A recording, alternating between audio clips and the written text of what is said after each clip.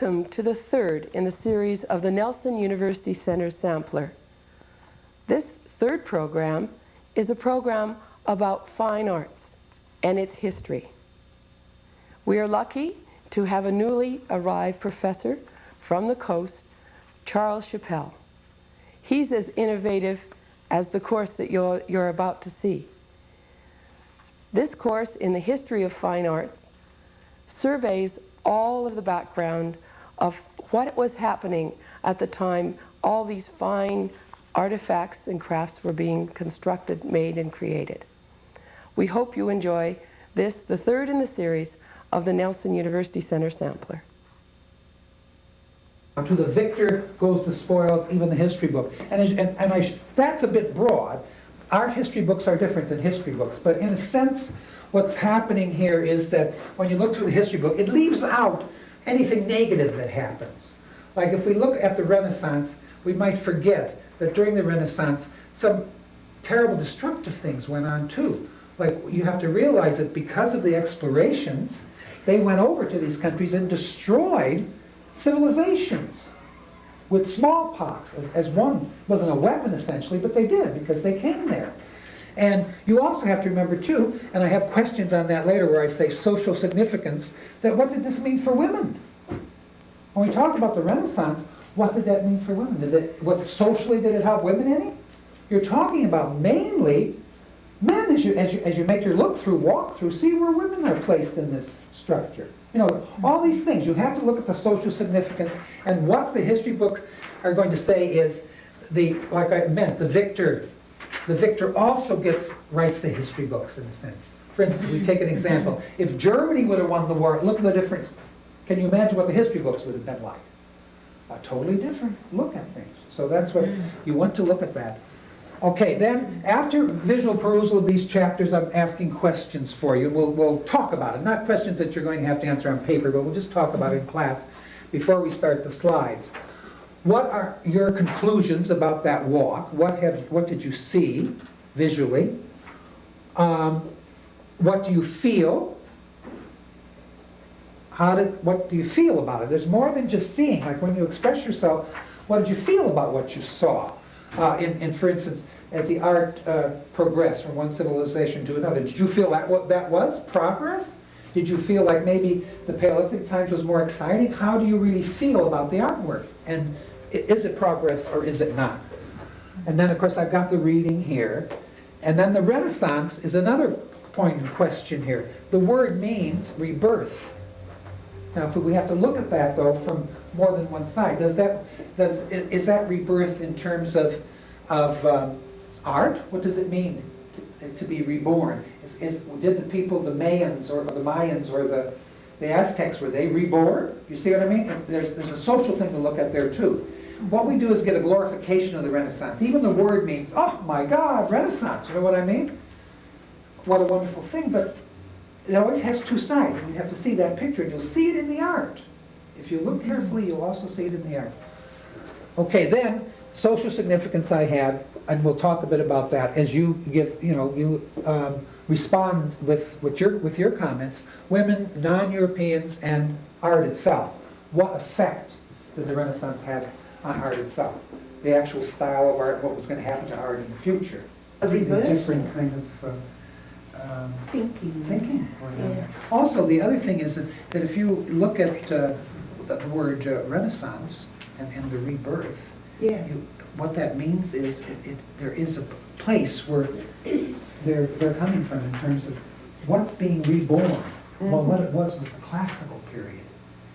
And you see, during the Gothic period, the classical period was all destroyed, right? Mm-hmm. So the Renaissance people didn't want to have anything to do with, essentially, with that period, because they thought they had essentially destroyed the classical period. And so rebirth actually means rebirth of the classical, of Greece and Rome. Oh. So when you're about wandered through, we'll go on with the slides. So what you found was... I just like the tall, high towers, the cleanliness of the lines, and the thought of letting in more light, and I felt it was not only letting in physical light, but spiritual light. And I like the idea of the scientific, how did I put it? The more scientific idea of using orderliness, and it mentioned about it being more, I don't know how to express it, equated, you know, a level of order and scientific orderliness of it, instead of just a man's mind going off onto sort of immortalizing a man or hunting or war. This time it was a softer kind of religion, as I said, salvation rather than damnation. Right, that's and I felt that this thought caused this higher building and cleaner lines and the letting in of light. That was what I felt about the Gothic church. good. So you're putting it on a feeling level. That's important. That the thing that you should look at, though, when you look back at it again, is like the English Gothic churches, for instance, were much darker. The ones that had the most light were the French Gothic churches. Look at that. And then, of course, in Italy, they weren't even high. When you'll see some slides tonight, they were lower to the ground. So that you had regional differences in the Gothic era too. But in most cases, when we think of Gothic, what we're really thinking of with the stained glass windows and all the lights, all the areas of light pouring in is the French Gothic. So, but the English was a little bit darker. You can go into England today and you go to Canterbury and you compare it to Chartres in France, and there's a total difference in that Canterbury is dark, I haven't been really there. dark. But the Chartres is really bright. You can see that in the book. It's bright lights that come through. So a lot of that's regional too, Of course, but that may be basically, due to the climate. right, yeah, Too. could definitely have that. Could be that. But in that case, England should have used more light. But they did go in for lovely stained glass windows. But no, that's not saying that later on they didn't go in. You see, Yes, later they on did, that all changed. I'm Of course. talking about the normal Gothic, the Yeah, general yeah. middle period of Gothic. Yes, because past that, even the stained glass windows were looked upon as being heathenish. That's right. And, That's right. Anything that was decorative. In the Reformation, there's a picture in the book, and it shows a former Catholic church that was taken over by the Reformers, and everything, absolutely everything was taken out of it. There wasn't anything but the walls left. There was nothing, no decoration of any kind. It's in the book there. It's completely, it completely has this stone, kind of cold look. But, you know, that's a repeat of things. We were just talking about that. What did the Christians do in Rome? They destroyed all the statues, any of the decoration that was Roman, and then that is repeated as we can go back farther. It's completely. Why does man always destroy or use the ugliness or the cruelty? It keeps coming up, the cruelty, the ugliness, and then someone comes along and brings light on the subject, and then the whole thing stops. Starts again. We were just talking about that. Yeah. That's the spiral effect of civilization. It happens. Yeah, that's right. And that's good that you see that. You know, as you go through the book, you can see it in pictures. You don't have to read it, but you can see it. You can visually see it as you walk through the book. Okay, then, how did you feel about it, Elaine, when you went through it? How did I feel about Yeah, it? about what you saw. First, tell us what you saw, and then how you Well, feel about it. I like the friezes mostly, more than anything. The friezes and the porch maidens, the sculpture in the columns. Yeah, and I like the detail of it. They're so lifelike. And the stone. Yeah, you like mostly stone, is what Yeah. you're talking about. Sculpture, in other words, is something. Why do you like that so much? Like in comparison to painting, why Because do you anyone can like that? paint. Oh, Oh, you're talking to a painter. thank Right? Now, color. If you're talking about maybe African, you'd get a lot of color. You get a lot of Chinese painting, Japanese painting, but they were muted, kind of muted colors, well-used colors. That's a good thing, though. Maybe you're talking about the feeling, the actual knowledge of color, how to use color. They were masters Yes. on how to use color. Color was very important. But I think another thing that you might look at in those chapters is that it was so, when you look at these, they were so controlled. Did you notice the amount of control? Greatly controlled, greatly structured. And that I was mentioning before that when you compare it, there has been no change in the non-European art. It starts out very early, maybe around Paleolithic times, and it goes to up till today. But the point of it is, what they consider real art is art. It hasn't changed for centuries and centuries. It just hasn't But changed. it's just so much like their culture. Exactly. So what does that say? Then you have to start thinking about our culture, who has been spiral-like all the time. Each time a civilization goes, it goes in a spiral, starts another spiral, starts another spiral. Theirs is like one big spiral, right? You haven't had these kinds of changes, even though things have changed under politically. Yeah, it does repeat the itself, art yeah. has stayed the same. And what happens now, even if you look at this book and you look in the section where they're getting to the, they're using some modern things, like I think I saw that in the Japanese or Chinese art. It's Western influence. It really has nothing to do with their own culture. It's a Western influence. But you see also, their religion has not changed that Exactly. dramatically either, Okay, so that's- whereas even within Christianity, we've That's gone right. through many Exactly. terms. Yeah, this point is Yeah. really important. This is why I'm showing these buildings again, because I'm going to concentrate mainly on the painting, but you have to get an idea of where these paintings were. Here they were in these buildings that you're going to see, and it gives you some idea. And of course, this is a Gothic building, and it's very early. It's 1200. And Ellen, you were talking about Gothic buildings. You see, that's a Gothic structure. And we were talking about it last week. This is a rounded. It's a Roman arch, but higher. So that's what in Italy they mainly concentrated on that kind of an arch, a Roman arch, a neoclassic, going back to the neoclassic. But it was during the Gothic period.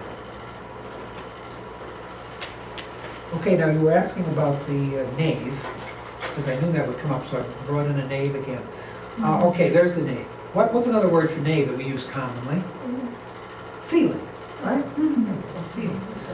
There's the nave. And then someone was saying, what are those iron bars? What were they? Support. Supports. They weren't there originally. That's a very old church. We think how old that is. It's like 1200. And there you see the use of the arch again. And we talked about that the rounded arch. It comes to, there are 4 arches, and then it's joined in the middle. Vaulted. Vaulted. That's what's called vaulted, right? Very good. Just in case you needed to have. That just shows the vaulted ceiling again and how the arches come together. And the arch is used continually. Also in decoration. Notice the decoration on below those balconies. You see the arch is used, that arch design is used. Now we come to the illumination. And what does that mean when I say illumination? We talked about that last week. When I say illumination, what does that mean? Pictures and books, Pictures and books. Why do you suppose they called it illumination? because they were in Bibles. They were what? In Bibles. Well, that could be one reason. What would be another? I'm just guessing at Did they this. illuminate the literature? Yeah, In other words, exactly. They made it clear. That they illuminated the literature. That's right. Exactly. And these are all religious topics. And last week we had some fun with them, but we didn't know titles, so we were kind of guessing. And so what I did was to make some titles up. But we had more fun last week with not doing that. And I'm so original. Wait till you hear this next one. This is called Portrait. I wouldn't be flattered. We saw that last night. It's a really beautiful thing, isn't it? Look, beautiful posing of the hands is Yeah. not unnatural, That's but the face and the... What is that? What period does that remind you of besides this? Well, I'd say this is probably late 1200. What other period does that remind you of that was much earlier? 800, between 5 and 800? it being more primitive in the clothing. Uh-huh. What about It is the a little oriental too, I've given you all these Yes. hints. So what period is it? It's Western art, but it's a little bit of oriental influence. What's the period that looks a lot like? Come on, you can get it. Let's give you your- I'm beginning to regret I wasn't here last week. But I wasn't. Yo,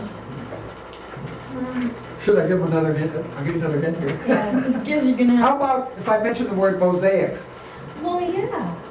Okay, so what period is that? It's Roman.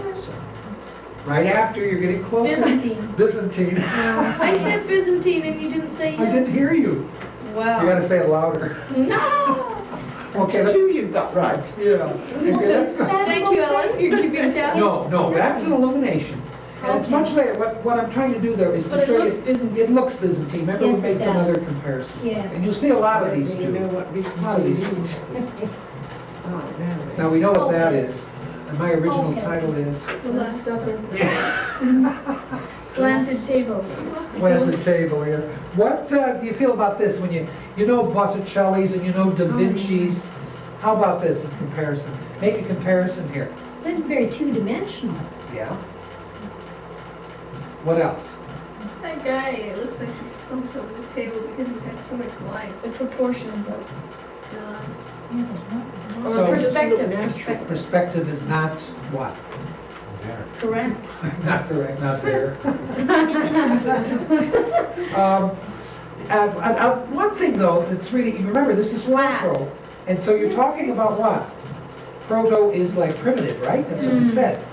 But one thing though, it has a certain kind of charm about it. In its simplicity, it has a certain kind of charm. There's no pretense in trying to make it something that it's not. You know, the artist Right. this is kind of from the gut. He just puts that out because he has no training, no codes that Right. that we were talking about before. It's unusual to see a round table though, isn't it? Right, yeah. A round table that is kind of falling on them in many ways. It almost looks like the people at the top. But that really didn't matter because that wasn't, part of what they were trying to say there. Yeah. There she is. And I just put virgin on this one. Okay, now what you have to approach these illuminations are to realize what they're doing is they're illuminating usually stories about religion, the Bible, and so this is what they're doing there. So in a sense that has a religious feeling. So you've got to approach these illuminations on that level. It's like the Irish illuminations. It was the same kind of thing you're talking about. They were also illustrations, essentially, is what we call them today. Illustrations of stories. So if these are not Irish illuminations, No. where are these? Probably Italian, but they'd be in that period. I think they're Italian. Okay. Well, with the love Didn't of colour, say. why the blackness? That That be aging too. Pardon? I didn't hear you. What'd you say? It could be aging of the people. That's what I was going to say. It could be. I don't have any idea. Because you see, Fading she the actually paper, has right. color underneath there. There's some light blue, Yeah. etc. Yeah. It is possible that it's just lost its color over the time. I don't imagine they, are spending much money on doing that kind of thing when they're doing all this other kind of renovation, like the Sistine Chapel. All that's costing a lot of money. These illuminations, I don't imagine they will probably ever be restored. Well, that has to be redone again. That's really interesting. Remember, I showed this a lot. And I find it interesting because the way she's depicting the child right kind of in her body, it's really beautifully done. It's very designed, more than the other ones. But you begin to see a bit of consideration towards what you see later in the Renaissance. And then as you begin to see a three-dimensional quality developing there, the folds they're beginning to make folds, the face has shadows in it, and it's still very Byzantine, isn't it? Yes. Right, a lot. Because the Byzantine Empire had a great effect on Italy especially. And I just call this the Black Bishops. But remember, we've seen this a lot. The reason why I've shown this was that contrast. They're trying to show three-dimensional, And look at how flat the clothes are. Because that's an interest in pattern. It's like an interest. You were talking about that, Natalie. The Egyptians had this great interest in texture. In this case, they have a great interest in pattern, where they can't see that the pattern should follow the form of the figure. And so that's what makes it so flat.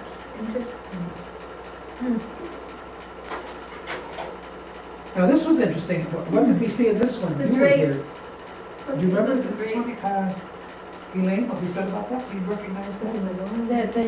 The drape flowing or the candelabra? Yeah, what is that? That's Patricia Chappel, that's a menorah. Yeah, that's in this time. This is the first time we've run across anything that has had this is Jewish significance, isn't it? First time. Really interesting. Wasn't there a story behind about the drapes, why they were like that? Well, someone was talking about that. Who was it? Was it Ellen? Were you telling us about that? No, Who it was Raiden. She's Oh, not Rachel, here. she's not here. Yeah, she was telling us all about it, and I really don't recall that now. I wrote it down, but I don't. What was that? The drapes at the bottom, The drapes at the bottom. over the door. There's a significance to that. A biblical A significance. biblical, yeah. And what about the animals? Why, I wonder why they were included. Would This that would be because of the selling of the sacrificial. It could be. Yeah, that's a good. What we did last week was talk about it and finally come up with a lot of things about it. And Is that a mosaic? no, that's illumination. It's not a mosaic. They really do look an awful lot like some of the mosaic stuff. Yeah, they do. Don't you find? Yeah, well, the Because influence is they- really there. The artist probably studied the mosaic, and saw, well, this is where darks and lights are. And so you can see, like, a lot of the paintings look like mosaics. But I think it's their flat quality Yeah. and the texture somehow. Because involved. it's all cracked and crazed with age. Yeah. Exactly. But it looks like it was meant to be. What's the significance of the material at the bottom? And also look at the That's what they're temple, talking about. those Corinthian columns. Now, that's really a strange mixture of things, isn't it? Yeah, very much so. That's a Torah, though, isn't it? Right, yeah.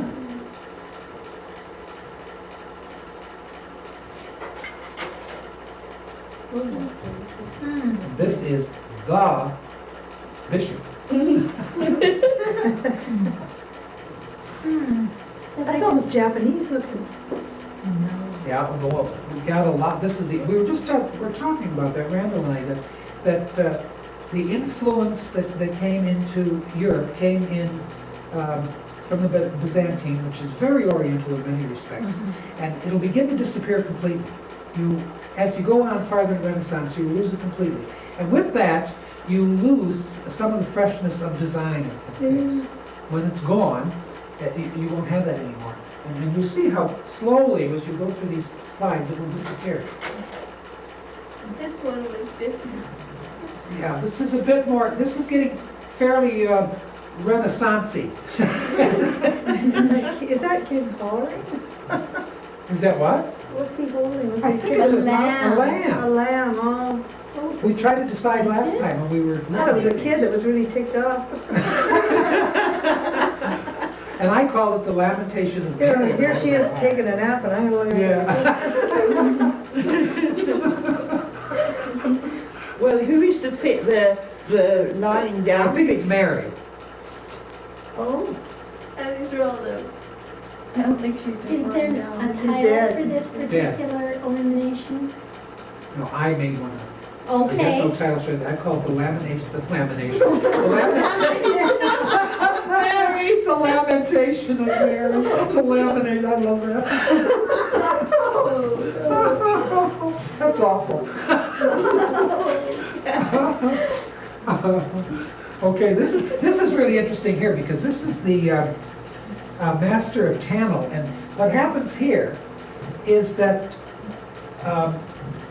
it's the beginning of the whole idea of apprenticing in art, and this time is when the artists came, when they started using artist names. So essentially what's happening here is you're getting the beginning of individualism. It's the very beginning, because here is a Tannel was the master, and whoever, it could be anybody who painted this one, but they studied under the master of Tanel. And it's really interesting, and that's in the Proto-Renaissance, which is like, this is about 1270. And so it's important too in other ways, like if we put it on a social importance, it might be the beginning here of the whole Western world and the whole idea that, you know, rugged individualism is important. You know, it's the most important thing to keep your individualistic spirit more important than the system in many cases. Anyway, this is where it began essentially.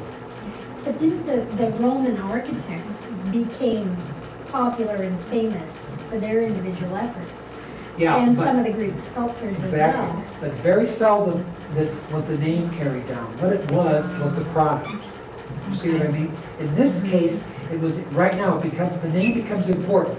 That this dome is done by Brunelleschi, that this picture is done by Michelangelo. That was a sense of name dropping, you know. They could say, the Medicis could say, oh, I had that done by. You see what I mean? Okay. Otherwise, you'd have to run down the street and point to somebody who was done by it. So, but the Romans, yeah, they were famous, but not by name, by work, which is completely different. This is by work and name, and name is important. That just shows a close-up of it. But it's still, in a sense, you know, primitive, and it still is Byzantine, isn't it? Very much. Of course, the Byzantine Empire was still in existence, essentially. It was just beginning to finally crumble. This is a really beautiful, but I don't know if it's a slide or what, that kind of reddish. I don't know if that was there, but it certainly helps it. This is called the artist, now see, you've got a name of an artist now, Marghettoni, which I love saying Italian names. Madonna, this is the Madonna and Child enthroned, 1270. Madonna and Child in red. Red. In red. There's another thing you'll notice now, a beginning where you'll be going to see the whole advent of thrones up higher. Along her fingers on his foot. Oh, yes. And you see this, isn't it very designed? Quite designed. The folds are natural. And the reason why it might be so red is there's probably a lot of gold on there. Ah, And if it's taken with anything that where the film is going to be reddish, it's going to make it look much more goldy than it is. It's very But it's interesting. Her required. clothing is a real mixing of Eastern and Western. Isn't it? Yeah. That's Almost right. like a sari or Right. like a Yeah. Muslim mantle, you know. And try to watch that as you go along and see if you can tell when it all disappears, when that whole Eastern influence begins to disappear. Now, of course, this is French, so you're going to get a little different feeling. Remember, we talked about regional Yeah, style. his face looks like only a cartoon. Yeah. This, in French and German, when you got into the drawing, which there were very little in France or Germany, but it's at about the same time. And this is another, this is from the school of a master Henri, and this is David and Goliath. It's from the prayer book of Philip. You can see the difference. Isn't that a big difference in the Italian style? Yeah. And wait till you see later in the late Renaissance, when you see the real German, French, and English Renaissance kind of work coming in.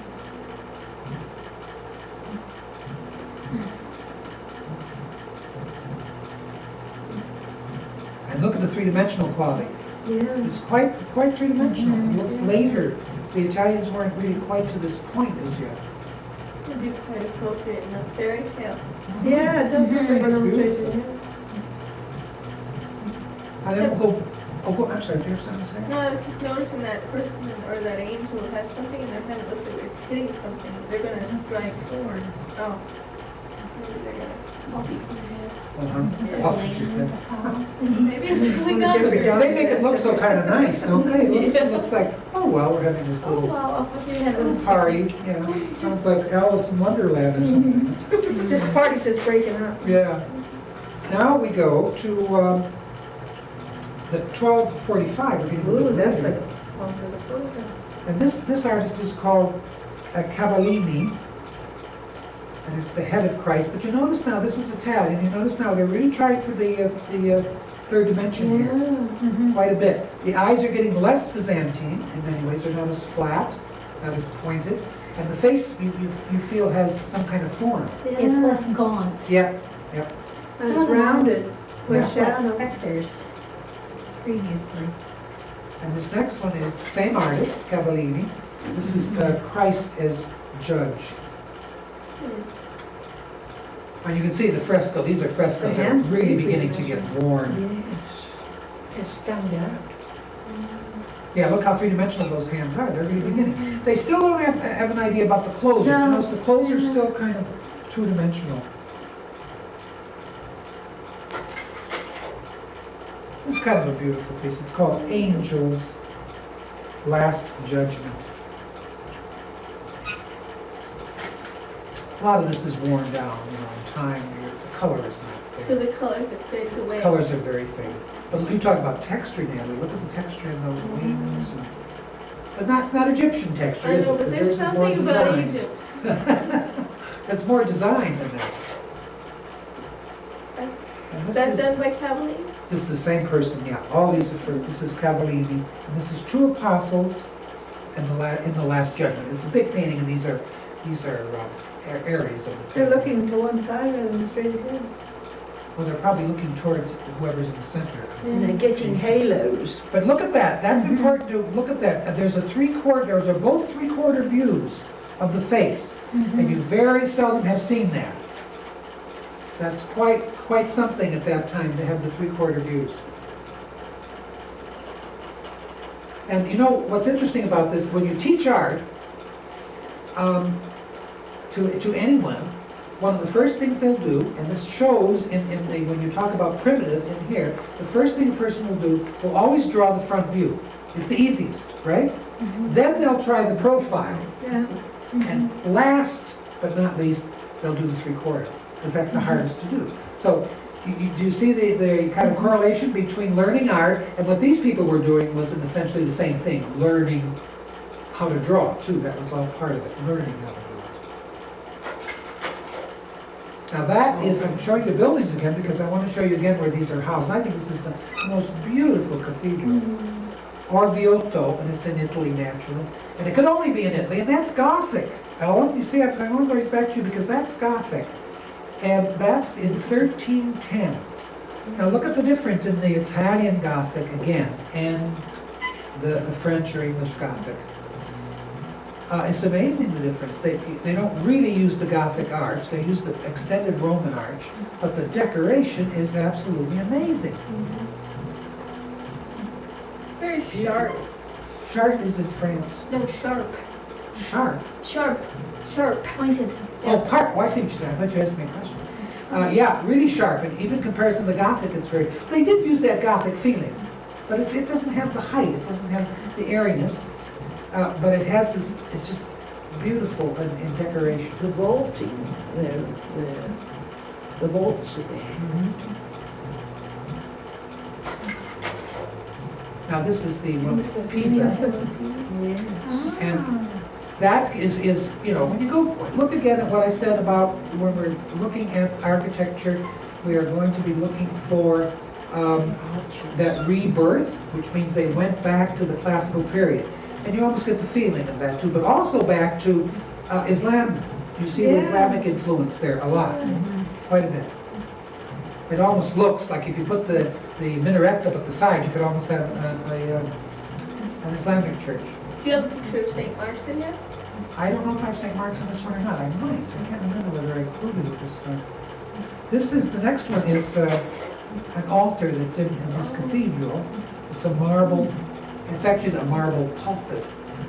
And remember we talked a bit about that last week, in that what was the real meaning of that? It's people coming out of something, but we couldn't quite come up with What's the resurrection? Well, that's what we thought. But there's so many people, and people thought, well, is it? Why not? Could be.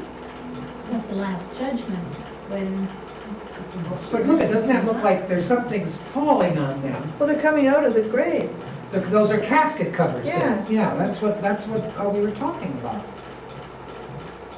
Because you see, that could be right. Because look at the bottom where that those legs are, when people dig, Yeah. that's the casket bottom, Yeah. and then the lid, and they're creeping out of there. Look at the muscles too. Yeah, you notice how that's changing now? I mean, they're getting, like, that is beginning to get real renaissance. Look at the hair. This is something brand new. They all look like they just come from the, you know, the beauty salon. That's a good example of texture. Yeah, See, the Romans were doing that with that's hair. right. Yeah. The woman, remember the woman with the corkscrew curls? Right, Where they yeah. had actually drilled the marble to get them? Yeah.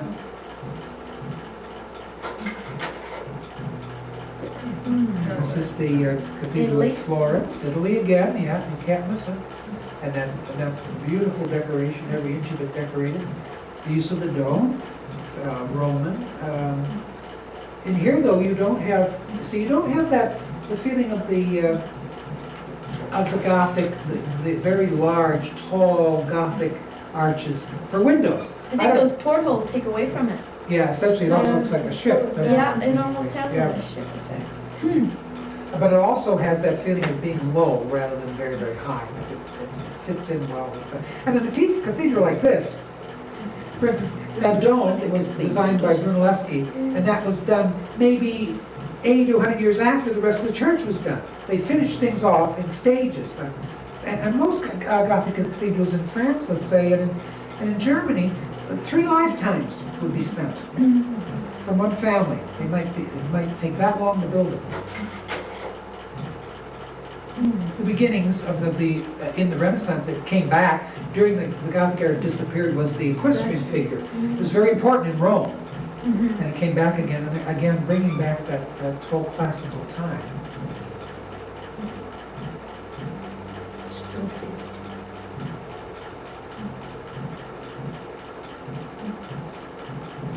Now we're up to 1330 already, so things should begin changing, and it does. You notice on this, this is a real landscape. It's the first time you've really seen that, essentially, a real landscape, where they have, this is done by Simone, what's his name, Martini, Simone Martini, and they're at a reflecting pool. You can see, I think That's a there's swimming even pool, fish in isn't there. it? Yeah, they're going fishing. Oh. See, they've got their net. And it's, this has everything in it. I mean, it's a complete landscape, and it's three-dimensional in many ways. But didn't the Romans have complete landscapes? The closest, but what you remember, the whole idea of going back. Okay, so you're saying, in other words, this is the first time it they brought that back? Right, they brought it back after again. Original Yeah. disappeared. Exactly. Okay. It looks like. See, that's one thing that's important. You said that because we've got to remember that when you think of the Renaissance, that whole idea of this great period with this wonderful word that describes it, almost means people think it's a first, but that's not true. No. You've got to remember that it goes back and it's recycled from Yes. from Rome and from Greece. Well, Greece had it. Well, they had at the end of the Greece. Yes. They had landscapes. You know what this picture reminds me of? What's There's that? 2 men there. One's got a net and one's got some kind of bag. And it looks like there's something like really, there must be like a sea monster or something in the pool. And there's this one person that like is sitting at the edge of the pool and they're just trying to rescue the sea monster out of the pool. I don't know. Well, you know, it could It's be a something myth. really- I don't know. Something really disgusting is in the pool. I can see 2 big carp there. One by the tree and the Because other that's what the by person is sitting. Well, look, there's one person sitting. I don't know if they've got their feet in the water or not. But it looks like there's something coming off the water too, some kind of vapor. I don't know. Maybe that's just coloration of the discoloration. Well, he's certainly out there to catch something. I don't know what it is, but he's sure something disgusting from him. The Greeks didn't focus as much on painting as they did on sculpture, isn't it so? And vases. More, Yes. yeah. Their They did most of their paintings painting on on vases. And in the much later period, Hellenistic period, you Right, began to get a few frescoes, but not many. Not many. right. Who Um, painted this one? Who painted this one? Yeah. This is Simone Martini, and it's a fresco. I don't remember them.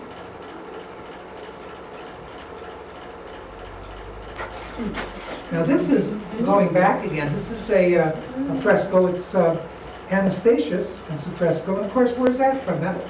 We're going to see if we can find it this time. It looks like a what? Mosaic. A mosaic, but it isn't. It's a fresco, so where's it come from? Byzantine, Istanbul. And this building is a really fantastic looking building. It's really unusual. Well, we didn't get to that. How did that get in there? I got something wrong on my list here. Oh, I'm sorry. I read you the wrong thing here. This is You've got your bishops, an illumination, a French illumination. No, this is not. What is this now? Oh, no, this is Santa Croce. This is the ceiling up at Santa Croce. It's a, and notice there how early that is. Look at the figures you see in the bottom. Yeah. They're the same bishops. Same bishops, yeah. So again, look at the figures on the top. Do they look like they match? No. What do you suppose is happening there then?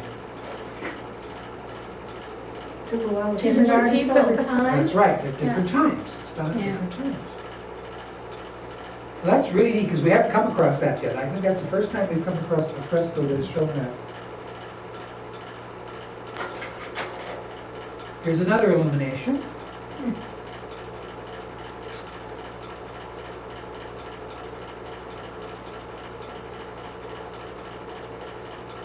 This is the French illumination I was looking for. And that was done in 1325. Different again, isn't it? You almost get. Can you see that it matters where the region is? Like you couldn't take that for German almost. It's No. lighter. Yeah. The structure is much different. It's not as heavy. You know that it's not. You know that it's not Italian, It's got the Gothic arch. and it's got the Gothic arch. So there's a completely different kind of feeling about that. Isn't that beautiful? Now this is Santa Croce again, and this is the interior of it. Now that's a typical kind of Italian cathedral, which is decorated like everywhere. You can see the frescoes to the right up above the arches. See, it's so, what happens in a cathedral like that, which is has so much decoration, is that you miss it when you're looking at a slide because it all looks like the same tone. But here's frescoes in here, you see? It's not just designs. This is all fresco in here and here. All this is painted plaster everywhere. This is all fresco. And of course this is the stained glass. And even the cross blends into it that's hanging there as sculpture. But it just has, imagine seeing something like that, you know, for the first time walking in. Oh my God. Yeah, isn't that appropriate? I wonder how on earth they supported themselves with all the time that they put into this work. Well, and so many of this, they were city-states. And a lot of this was put up by the person who had all the money. From the trade of these. Yeah, that's right. And then much of this kind of thing that you see with all the gold and everything, what came from when they traded, they got things, you know, they got gold back and they got precious jewels back. Who knows how they got them back, you know, how they got them. Or the armies or whatever, or just, it could have been just ordinary trade too, they were trading things. So you get these rich. In the Byzantine churches, they were very, very rich looking like this. But you can imagine they were much richer. We saw some of them before because of the mosaic, which sparkled so much. And this is the Palazzo Vecchio. Remember, we've had this in a lot. There's David right outside. Michelangelo's David to the left. Do you see it? Right. And the square outside that building. That's the city hall right now. It used to be a prison. And it was a prison at one time. Because there was a very bad bishop who was throwing everybody in jail there for a while. And but I just think it's if you look at that, it doesn't have all the feelings of any castle you see later on. It looks like the prototype, doesn't it? For anything, any kind of castle you'll see later on. I think it might have been, who knows, somebody saw that and decided. Now that's Gothic. You know, it's 1300. very early. But you'll notice the windows, if you look at it, look Islamic. You see those Islamic capitals? And then up higher, that's very Gothic, castle-like. And you have the Roman arch. You notice there's flags in each one of those. Yeah. Those are the flags of the city-states. In other words, each city-state had its ruler. The Medicis was one, and so forth and so on, whoever it was. And they fought constantly to be the greatest power. Oh, I know who the bad bishop was. His name was Savinola. Does that sound bad? Savinola. Yeah. I think one thing you have to realize is, too, that you're looking at it on a slide, and from where the person's standing. I don't know that if you saw this building, you know, right there, that it would look that way. But Because you notice how you're getting this slide, there's a tilt to it, and you're getting that, you're Yeah, getting it looks quite a bit perspective. different in the book.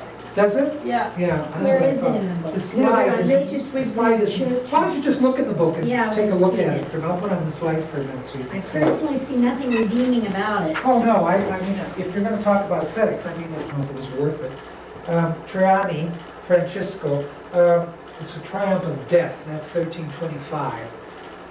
Just the slide is not good at all, so I don't see it. Well, except what you get there is something. The horses are almost Paleolithic. Look at that. Exactly, yeah. Also, another thing is it's a complete landscape again. You notice, like, it's complete. It's a landscape all over, which you haven't seen, well, you know, for ages. In fact, they're beginning to get more complete than even if we go back in time, they weren't quite that complete. They're beginning to get three-dimensional. Things are beginning to fit in. The horses are really looking like alive horses now, too. Except Yes, that the except legs for are the not one who's wide. Yeah, Laying down, except for the one who's craning forward. yeah. He looks Paleolithic to me. Yeah, he looks like the ones on the cave walls. Yeah, he's Yeah. different from Yeah. the ones that That's have right. people. Well, And the one laying down too doesn't look very Where's the three-dimensional. one laying- Less than the people standing. Because from just what I said, it just means that they had very little practice making this kind of horse. You know, the later Renaissance, what they did, what Da Vinci did, and what these people in the high Renaissance it's called, they would study those things. Like, instead of trying to do it, they would first, you know, shoot a horse or something, and then they would draw it, laying down there, over and over and over again. They studied cadavers in the late Renaissance. They were in the Doctor's Guild because they got cadavers from the morgue and studied it in different positions so they could draw it perfectly. This artist, as yet, wasn't doing that thing. Here's just one way to learn. Drawing dead horse. It was interesting, I was listening to something over CBC, was talking, a bird artist was on, and he was right now, he's really, very high on conserving our environment. And he said the reason why he got into this was when he was doing the bird art. What he would do was take a gun and go out and shoot the birds, and then draw them. And freeze it? Yeah. Is And that then, Bateman? well, Bateman was one of them. He but does this that, wasn't I read that. Bateman is still doing that. This guy doesn't anymore. Shame on him. He just doesn't do it anymore. But that's how he got into it, because he got to the point of thinking, how many more birds can I kill, to do my artwork? So now he goes out and he does it right from life. So he doesn't do that anymore. But in this time, that's how they would gain their study. They would have to, the horse would have to be killed in order to do it. And later on, there are stories about this. They did those. They actually did that Why in didn't order they to just study use them. already dead horses, cadavers? They must have had like... Well, because, by that time, it's beginning to smell the Yeah, I flies guess and all that that would be kind a of little- thing. Wish I'd known that when I saw Bateman, I'd have told him about it. I know you would have, Ellen. I would. I would say he wasn't helping the environment. This is Simone Martini, and this is the Road to Calvary. Really beautiful painting. Lots of nice colors. But look at the size, look at the heads for a minute. Can you see something there? They're huge. They're all different sizes. They're all different sizes. And the normal thing to do is have the heads in the front to be bigger, and the heads in the back smaller. Look at the little ones in the front. Yeah. Look at the big ones in the back. It's almost a cartoon, isn't it? Yes, and the people in proportion to the building is Yeah. completely Really strange. off. You feel like you got all these big, huge people coming out of this little dollhouse, don't you? Yeah. It's really something. But it's a beginning. They're beginning and you can see, actually, they're the beginnings of a perspective, too, very very primitive perspective they're beginning to use. But they're dealing in space now. You notice how they're actually dealing in space. They're considering that there's space. The next one is Cavallini, and this is a really, really beautiful in color. It's just a gorgeous thing. But you notice the same thing is happening there. Look at the size of the heads. I think it's interesting that the babies were miniature adults, Yeah, isn't that Yes. something? Why do you suppose? because they didn't have any idea of they didn't see infants as infants. That's right. They were Yeah, little people people. were just people. Yeah. That's right. They didn't divide it up into infancy, childhood, adolescence, and adulthood. Exactly. We It do was that. all people. Yeah. And then also, there's the very thing of the hardest stage of life to draw when you're drawing it is a child. It's very difficult because the minute you put a crease anywhere, you add 10 years. Yeah. So it's really tough. This is St. Vincenzo Campo, and this is 1345. Now you notice you're getting, this is a different, Campo's another city in Italy. We were before around Florence. It kind of goes by region where you get a bit more primitive. That's why I put this in. This is more primitive than the ones before. So that what I'm trying to stress here and put this in at all was because it's a regional thing. Florence is a little more advanced, and as you go along, you'll see that happening. Different sections of Italy, you'll get them back in another time, essentially. But there's all this aiming towards the higher Renaissance look. This is still almost like the ones we saw at the beginning. You know, the flatness is still there in that one. But you do get a little bit of working on the folds. And you notice they're still doing that. The one with all the prints is very flat, isn't it? With the text, with the clothes are yeah, flat, no when fold. it has the print on it, because they didn't know, as I said, that you have to follow the form when you do that. But even today, when I'm teaching art, if I teach that to somebody and I say, now you should put that print on there, do you know that almost everyone will do the same thing? Yeah. The print, they'll make the print flat. The print has to follow the form of the body, but the first thing they'll do, an untrained person will make it flat. Now what's this? That's right. Isn't that a beauty?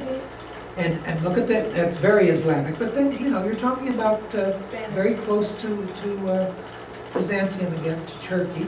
So this is Venice. Great, it's Venice, yeah.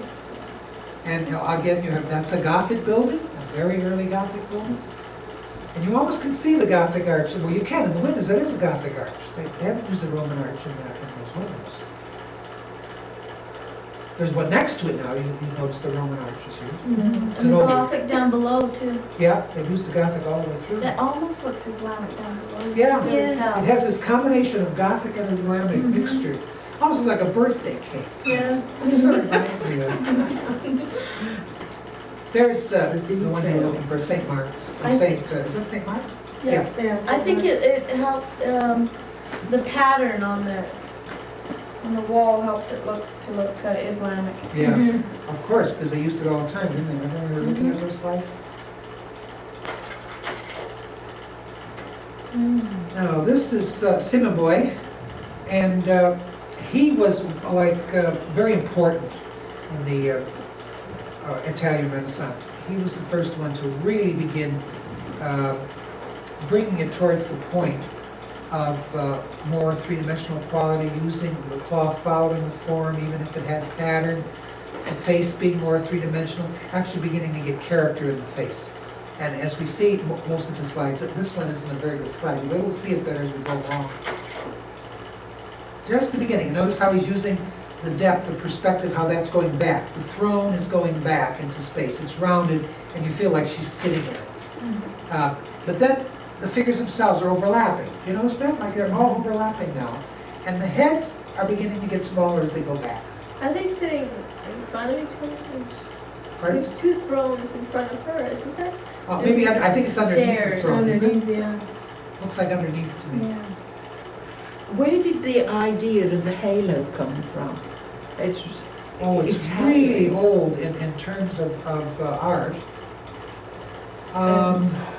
But I mean, I haven't seen it until you get into this business. We don't see the halo. Oh, wait a minute, didn't we Byzantine, see you've seen it Byzantine. Byzantine was the first time we came, that's where it started, was in the I Byzantine. wonder what was the idea behind it, because it's unnatural, isn't it? Well, isn't the light around mentioned in the scriptures? I don't know anything. Well, I'm sure that I remember that it's No, mentioned I'd in the have a words in the needlepoint scriptures. picture to do of Christ holding the lambs, and there was a halo around it, and I tried to get it out. I stitched it out. I stitched it out, but that halo still shows through, and it still annoys Couldn't get me. rid of it, could you? Because Jesus didn't go around with a halo around his head. I don't know why halos annoy me, but they Well, do. I don't know. The only thing I can think of is that it came from, I remember, It's like a spiritual aura. yeah, it's an aura, so it could come from much before then, but what I can remember visually is only the, It's a way of showing which figures in the picture are divine and which aren't. Yes. too. yeah, exactly. Could be. Yeah. Well, these are all divine. Now see, he's getting, look at the face, how you're beginning to get, in fact, he doesn't know cheeks very well, but he's trying. Notice how puffy everybody looks? Yeah. Puffy Yeah. cheek, Look a little because he's really trying to Mumpish. show that, yeah. Everybody's got the mumps. And this one is so worn, it's just really falling apart. And notice one thing that's happening there. Look at those figures down below, how they really have a feeling of movement. And Yeah. aren't they beautiful little figures? I mean, they're really praying, kind of humble figures. They're just beautiful Good figures. expression. Yeah, isn't it great? It's really beautiful. The cheeks are still funny though. Cheeks are And still, that baby still or? quite puffy. And the baby looks like he's 45. Yeah. Receding hairline. Middle-aged baby. Oh, that's She's very. got a lovely face, but Oh, That's that's recorded. beautiful isn't that Eastern. something? Yeah. Look at that lovely little pattern. She looks like she's smirking though. She might be. She looks like Mona Lisa. That Yeah. is just a bit. Yeah. She got a phone. But notice they don't, the eyes, they're still, and the cheeks are still rather, it's by the same artist now. So he's developing that whole technique. But that gorgeous, the material is The just fabric. beautiful. Yeah. isn't it? Is this one in our book? I can't remember seeing it. It might not I be in don't the think book. so. no. This is another, that was Chimney. I do that as a teacher. No. I can't remember seeing it. I know. Let's get that. This looks like El Greco. Oh, no. It does. Tell Well- me it doesn't look like it. No, I'm not telling you it doesn't, but that isn't all right. I know, I know it's not The light and his, dark isn't. but, no, but his, the paintings that he does, it's the same thing. I'm trying, this is Entry into Jerusalem, and this is by Duccio. Duccio? Duccio. You gotta say it right. Duccio. Duccio. Duccio. You gotta spell it right too. Doesn't look natural. D-U-C-C-I-O. Well, we said, Now this is called Three Marys at the Tomb, when Jesus. oh yeah, that's the rock. Yeah. That's a really, I really find that a He looks beautiful like thing. he's flying. Look at the way finally we're getting this rock going back in space. Now that, Yeah, the cover of that isn't working very well, because it looks like a teeter-totter, but yeah. the rock and back, and look at the three Marys, they're really quite three-dimensional. Look at the Yeah. way they've got the Yeah. material on those cloths, on the clothes, and look at the way he's sitting, it's very good. Yeah. And that's very good here. They're beginning to really get the Very idea. beautiful. Except for the facade at the front. It doesn't look part of a tomb, does it? Now, Alan, let's give it a chance. I hope you've enjoyed this course that is a part of the series of the History of Fine Arts. It's a program and a course offered at Nelson University Center. The next in this program series will be one of our Women's Studies courses. It is the most upper division course that we have. It's taught by Dr. Elaine Dupuis, and it's entitled Women and the Religions of the World.